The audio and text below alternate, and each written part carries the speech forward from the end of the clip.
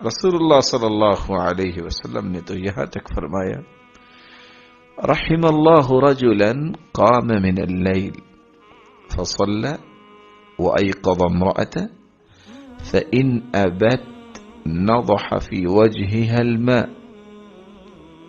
अल्लाह ताला रहमत फरमाए उस इंसान पर जो रात की तारीकी में उठता है, तहज्जुद पढ़ता है, अपनी घरवाली को भी उठाता है, और अगर वो पसोपेश करती है तो उस पर पानी का छिड़काव करता है।